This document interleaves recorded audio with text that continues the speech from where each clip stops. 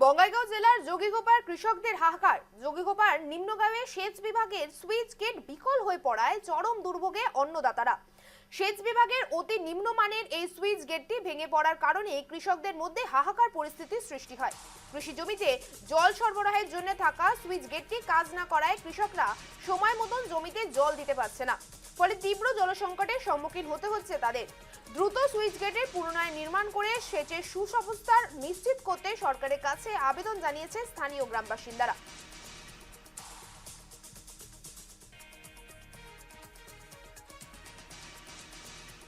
হাহাকাৰ মানে আমি খেতি বছৰে বছৰে এটা আমাৰ দেশ এই কৰিব লগা খেতি কৰাৰ ফলত আমি যিখিনি উৎপাদন পাব লাগে সেইখিনি উৎপাদন নাপাওঁ। তাৰ পাছত আমি বছৰে বছৰে লছত ভৰিব নোৱাৰোঁ। চুইচ গেটখন মানে অপৰিকল্পিতভাৱে বনাইছে, কোনো প্লেন নাই। আৰু আমাক ইঞ্জিনিয়াৰে প্ৰথমতে যেতিয়া কৈছিল দুই চাইডে দুটা সৰু সৰু ড্ৰেইন হ'ব, কিন্তু চুইচ গেটখন বান্ধি তাতে কোনো ড্ৰেইনৰ বনোৱা নাই।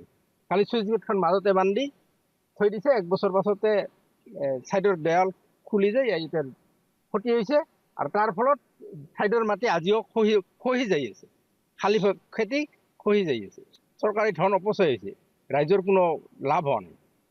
চৰকাৰক ইয়াৰে অনুৰোধ কৰোঁ যে, কৃষিমন্ত্ৰীক অনুৰোধ কৰোঁ যে আমাৰ ৰাইজে আমাৰ দংখিনি ভাল কৰি দি আমাৰ ৰাইজৰ উপকাৰ কৰে যেন।